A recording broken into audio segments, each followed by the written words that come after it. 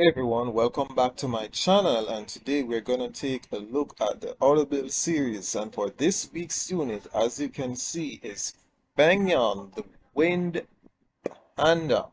Now let's take a brief look into his skill overview. So we have his first skill, which is sequential attack. Will attack the enemy 3 times, with each attack strike having a 30% chance to decrease the target's defense for 2 turns, which goes up to a 50% chance with skill ups. Now we have Calm Mind, removes the harmful effects casted on yourself and counterattacks for 2 turns when attacked. Recovers 15% of the HP of all allies in each turn for the next 2 turns. So it's heal over time buff, and this skill is a 5 turn cooldown, and it is 3 turns when fully skilled. Then we have Winds and Clouds. Your attack bar increases by 20% whenever you are attacked. Your attacks will inflict additional damage that is proportionate to your defense whenever you attack. And then we have the Whopping Leader skill of 44% defense of all allies in guild content. Now, the stat priority of Feng Yang would be obviously defense, speed, HP, accuracy, and resistance, because you don't want him to get Oblivion, because if he does, it's technically useless. Now, this unit is an end game or late game unit, and as such, there's only one way you can build him, and that's usually violent, right? You can either build him violent will for RTA, but in a siege or guild war setting, he should be built violent destroy. Now, I am in a G3 guild, and because of that, I have to use Feng Yang on violent destroy with 100% resistance. So I have him built already, so I'm just gonna pass over the runes from the island. It's gonna look like this, and then we are going to take a look into his gameplay. Right?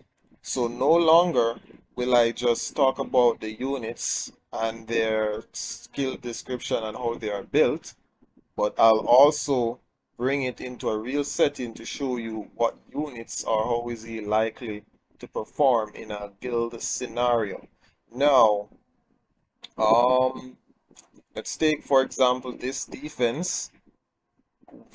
Feng, there's a lot of cards. We're in the card meta right now, and as such, we have to use monsters that can counter this team, right? Counter cards. Now, as a rule of thumb, I play it safe, right? I play it really safe and ensure that I win. So, 3 nat 5s versus a nat 4 tower, nat 4 monsters.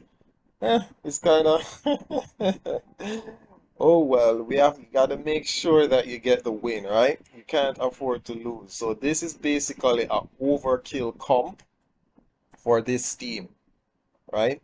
Your chances of losing to violent procs is really low, because this is because of how this team synergizes well, and followed by their rune quality.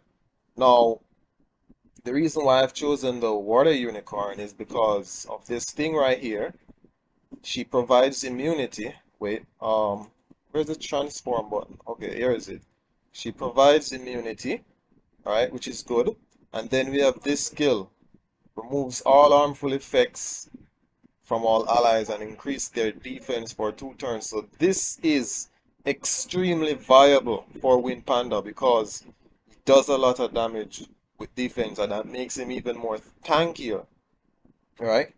Then we have Abellio.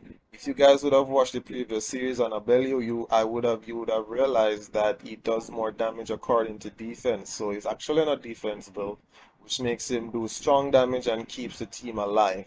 So let's take a look into this and see how well it performs. Oh, in case the artifacts. So the artifacts on my Wind Panda is this. Damage received from fire, cause you gotta survive that cark. Then here, additional damage by 7% of defense, and then does reduces critical damage, And then artifacts on my water unicorn, Amelia. Nothing too crazy, just normal stuff. And my Abellio, just normal, decently ruled, nothing special. So let's get right into it. I should have placed the other team first, that way we didn't have to go through this, but oh well, it's just a click. So we'll shall see how great this Wind Panda is in this meta. So I resisted the armor break, as you can see. I resisted the armor break, I didn't get armor. In this team, the team that you want to get rid of first, you can take the risk and not necessarily have to go after Carcana first. And the reason is quite simple. Carcana is gonna kill himself when Wind Panda revenges, right? So we can focus on killing something else like the Triana or the Iris.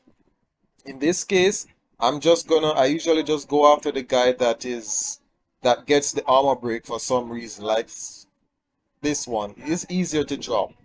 So Wind Panda is the unit that actually decides who I attack or kill first. It certainly won't be Carcana unless Carcana is killing himself like what he's doing now. Well, he's got topped up back by Triana, so we're gonna have to keep working it down. And as I said, he's on destroy because, sustained teams are really a problem and can't do enough damage sometimes to kill the unit. So we have to ensure that we get that destroy going, right? So Iris is about to drop. Gonna proc Shana's Prostate. It would have been nice if I procced it on her skill on the Wind Panther's multi-hit, so we'll go right through Triana's Prostate, but it's fine. It's still a win. That much for sure. We're not taking any chances because next thing I go Calm Mind and then just Iris just procs. Then Triana just procs and gets back her passive again. So taking that kill. And it's pretty much in the bag right there because Carcana is never killing Wind Panda by himself. Like, not killing Wind Panda. Not when Abellio is still alive. Not when Abellio. I'm gonna go right here, increase defense. I'm gonna get rid of this Carcana. Okay, proc Ciara's, not Ciara, I mean Triana's passive. So, first kill on that, and then it's pretty much done right here. Right? Crit, Abellio crit, nice crit. So, guys, that's it for this week's unit. I hope you enjoyed the video. See you guys next week for the next unit.